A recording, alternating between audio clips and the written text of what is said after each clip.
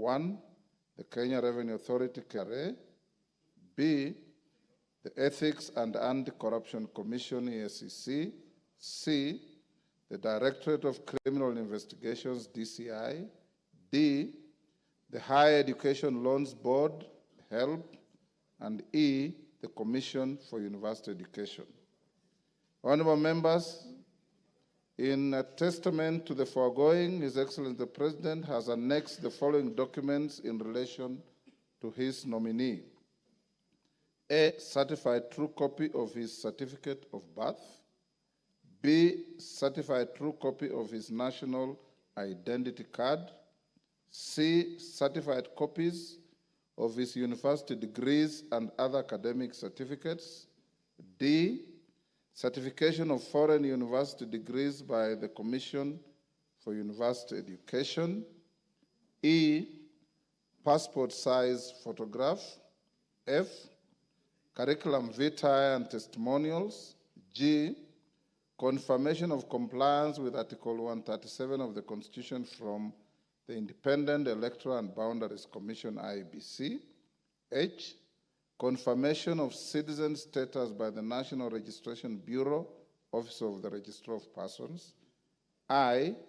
Confirmation of membership status in a political party from the Office of the Registrar of Political Parties, ORPP. J. Policy party membership confirmation from the United Democratic Alliance, UDA. K. Chapter 6 of the Constitution, statutory clearances on leadership and integrity from 1. Tax Compliance Certificate, Kenya Revenue Authority. 2. Ethics and Anti-Corruption Commission. 3. Certificate of Good Conduct from the Directorate of Criminal Investigations, DCI. 4. Compliance Higher Education Loans Board. And 5. Credit Report and Certificate of Clearance from the Credit Reference Bureau. In view of the foregoing, honorable members, and having perused the attached documents, I am satisfied that the candidate meets the requirements under Article 148 as read together with Article 137 of the Constitution to fill the vacancy in the office of the Deputy President. The House is accordingly guided. I thank you.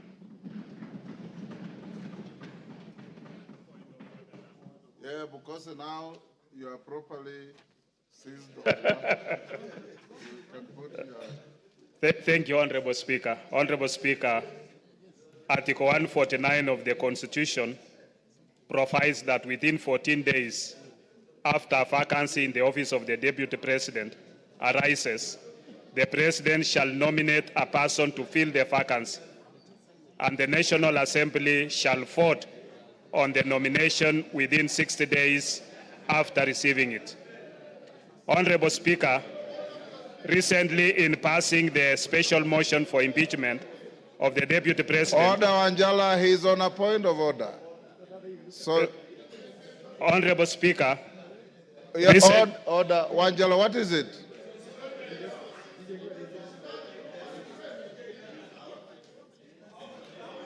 Order, Honorable Shinali. Order, Honorable Shinali, will you be upstanding? You are not properly dressed. You go and dress in a proper manner and come back. Who else? Honorable Zahir. Applicable in this case. I seek your guidance of the matter. Thank you, Honorable Speaker. Thank you. Honorable Nyikal.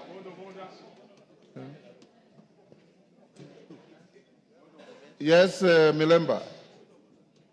Honorable Shinali, retreat quietly and dress up and come back. Thank you, Honorable Speaker.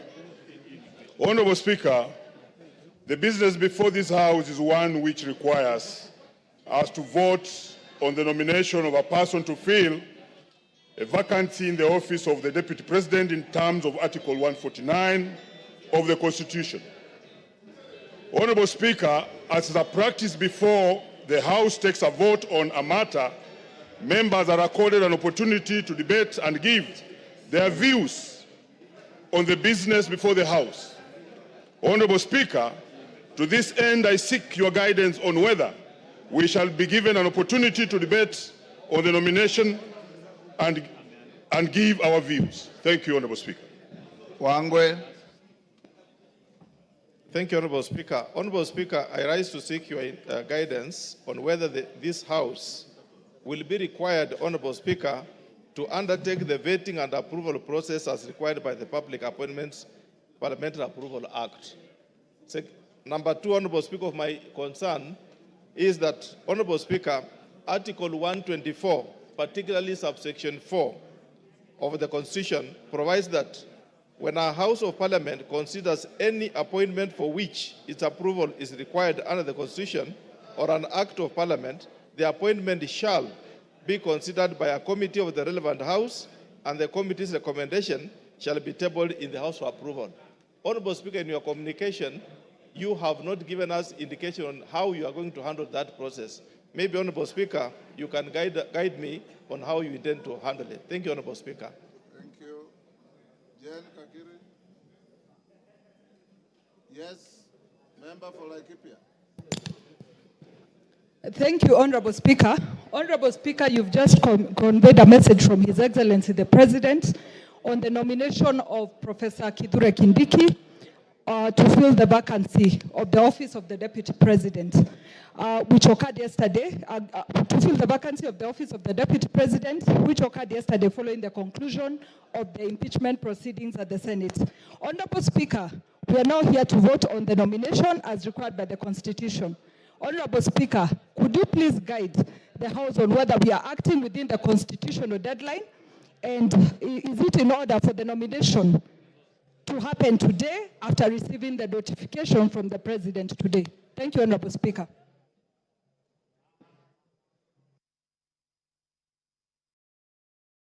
With those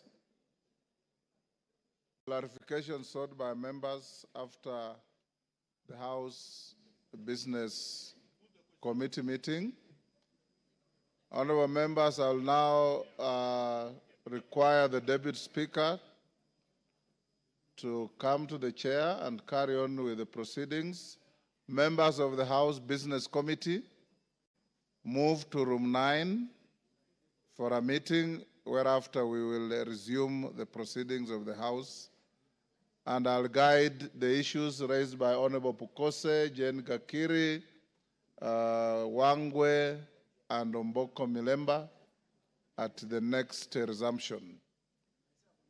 Yes, what's your point of order, Honorable?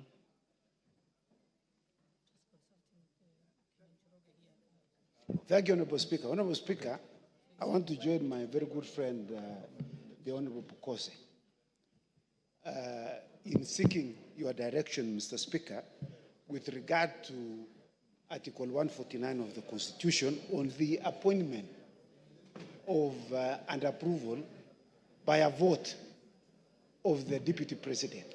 Mr. Speaker. The words of the Constitution are very clear. Yes. It is appointment and vote. And vote. I agree. Approval is not used. Yes, not used, Mr. Speaker. On this article. Mr. Speaker, previously in the United States, Mr. Speaker, before the 25th Amendment, there was no similar provision.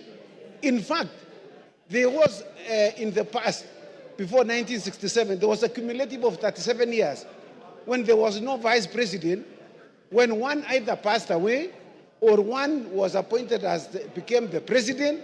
And so, Mr. Speaker, we would like you to express yourself with regard to this issue. What is the threshold? On the removal of the deputy president is 2/3. So is the approval or by vote of the deputy president 2/3? Because it's not provided in the Constitution. Honorable Chepkonga. Yes. If you are paying attention, you are saying exactly what Bukose said. Oh, I'd walked out. And you are sitting next to him. No, I walked out, Mr. Speaker. Yes. I walked out. So word for word, what you are asking me to say. Yeah, he has stolen from me, Mr. Speaker. Yes. Yes, Wamboka. DK. If you want to catch the speaker's eye, there's no provision for you to stand up. You sit and I'll give you. Yes, Wamboka, member for Bumula. Honorable Speaker, as you are aware, Article 118 of the Constitution requires this House to facilitate public participation in its legislative and other business of the House. Honorable Speaker, the issue of public participation is a sensitive matter which has often attracted debate and court challenges. Indeed, our recent experience in considering the special motion for removal of the Deputy President made us even appreciate better the need for public participation.